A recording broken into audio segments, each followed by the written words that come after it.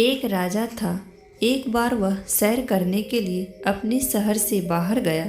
लौटते समय कड़ी धूप के कारण वह एक किसान के खेत में विश्राम करने के लिए ठहर गया।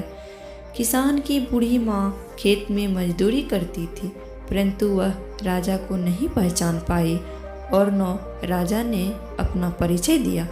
राजा को प्यास लगी तो उसने बुढ़िया से कहा, बुढ़िया माई, प्यास लगी है, थोड़ा सा पानी दे।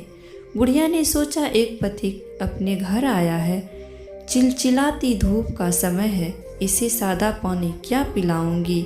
यह सोचकर उसने अपने खेत से एक गन्ना तोड़ लिया और उसने रस का एक गिलास भरकर राजा के हाथ में दे दिया। राजा गन्ने का वह मीठा और शीतल रस पीकर तृप्त हो गया। उसने बुढ़िया से पूछा, माई, राजा तुमसे इस खेत का क्या लगान लेता है। बुढ़िया बोली, इस देश का राजा बहुत दयालु है, वह जमीन का लगान बहुत ही कम लेता है। मेरे पास 20 बीघे का खेत है, उसका साल भर में मात्र 1 रुपया लगान लेता है, जबकि खेत का उत्पादन काफ़ी है। राजा के मन में लोभ आया। उसने सोचा, इतनी मीठी और षोडश वस्तु पैदा करने वाली 20 बीघे के खेत का लगान मात्र 1 रुपया ही क्यों हो। उसने मन में तय किया कि शहर पहुंचकर इस बारे में मंत्री से सलाह करके गन्ने के खेत का लगान बढ़ाना चाहिए। यह विचार करते करते उसकी आंखें लग गई। कुछ देर बाद वह उठा तो उसने बुढ़िया माई से फिर गन्ने का रस मांगा। बुढ़िया ने फिर एक गन्ना तोड़ा, परंतु इस बार बहुत कम रस निकला, मुश्किल से चौथाई गिलास भरा होगा। बुढ़िया ने फिर दूसरा गन्ना तोड़ा और इस तरह 4 गन्ने के रस में से एक गिलास भर पाया। राजा यह सारा दृश्य देख रहा था।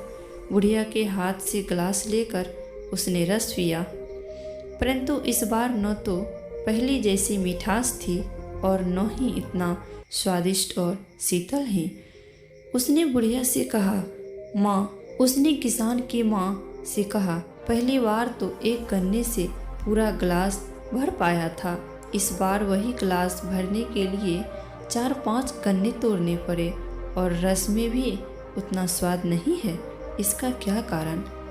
किसान की माँ बोली, मेरे भाई, यह बात मेरी समझ में नहीं आई।